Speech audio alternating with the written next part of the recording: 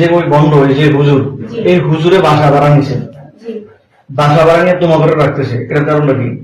ওনার তোমার খালু ওই যে ওর বাপ তো জানে যে শুধু তোমরা থাকতেছো, ওর বাবা জানে শুধু তোমরা থাকতেছো। তুই বন্ধ লাগছে মানে ওরা যে কেন থাকতেছো, মানে ওই তোমার মামা যে হয় উনি তোমাদের সাথে মূলত কেন থাকে এটা একটু বলো। মানে কি কারণে, তোমাদের কি স্বার্থ, তোমাদের বাজার করে দেয়?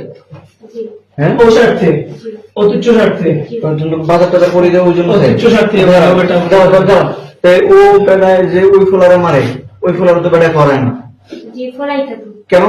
বেড়া তো হাফেজ না, ওই ফুলার তো হাফেজই করে।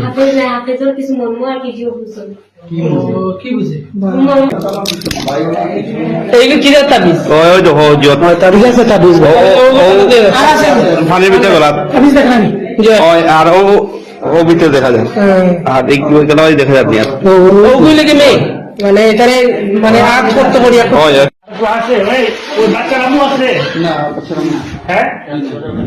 আপনার নাম কি? ফয়সাল। বাবার নাম কি? মায়ের নাম? বাড়ি কোথায়? গঙ্গার জল। এখানে কি করেন? এখানে কি করেন? এই বাসাকে আপনি ভাড়া নিচ্ছেন? হ্যাঁ, আমি নিশ্চয় বলতে আমার বই আমার নাম নিশ্চয় বোন হয়, ওর মা আপনার বোন হয়। ও আপনি যদি নিচ্ছেন একসাথে থাকতেছেন, ও আপনার বোনের জামাই জানে? হ্যাঁ, 7-8 মাস ধরে আপনি রয়েছেন, একসাথে রয়েছেন। আপনার বউ বাচ্চা কোথায়? বউ নাই, সমস্যা নেই।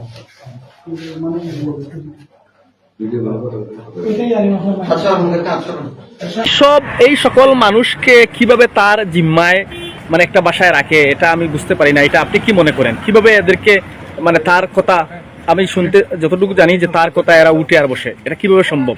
এটা হে বলে এই যে একটা খুকা পন্ডিতি করে কুফুরি তাবিজ করিয়া এদেরকে কিতা করিয়া দিয়েছে, আপনার জাদু হয়, এই জাদু করিয়া সবারে তার বানাইয়া রাখিয়া দিচ্ছে, তার পক্ষে নিয়ে দিচ্ছে। বাসায় আমি জানি যে 8-9 মাস থেকেই আটকে রাখা হয়েছে। আচ্ছা, একজন উনি নামদারি হোক আর বন্ড হোক, একজন মানুষ পর পুরুষ কি 5টা নারীকে নিয়ে একটি বাসায় কোনো আত্মীয়তার সম্পর্ক ছাড়া থাকতে পারে কিনা? জি না, কোনো আত্মীয়তার সম্পর্ক তাহলেও থাকতে পারে না। যদি ওনার সাথে ওনার আপন ভাই যদি হয় এরপরেও থাকতে। আচ্ছা, আমরা জানতে পারলাম যে একটা মেয়ে এখানে আছে কিশোরী 13-14 বছর, ও তার বাড়িতে বাবা নিয়ে যেতে পারতেছে না, মা নিয়ে যেতে পারতেছে না, এই বিষয়টা আপনি কি জানেন? উনি আজকে অভিযোগ করছে, মেয়ে নেওয়ার জন্য খুব চেষ্টা করছে যে আমার মেয়েটা নিতে পারতেছে না, ওখানে বাসা আটটাই। আচ্ছা, এই মনে করছে যে প্রতিবেশী মামা এটা এই হুজুরের জিম্মায় থাকুক, বালা একটা মাদ্রাসায় ভর্তি করছে আর উনি আয়া তাহলে পড়াইতো, ঠিক আছে? ওই যে হুজুরের জিম্মা দিছে যায় পড়াইবো মাদ্রাসা তো হুজুরের জিম্মা দিলে যে বউরের জন্য বউরে না তারে দিছে, কিন্তু তার মাও তো থাকতেছে না একই জায়গায়। এখানে ওটা সন্দেহের জায়গা। সে কইছে যে তার মার লোকে বলে রাইতে 2টা-3টা পর্যন্ত মাতে।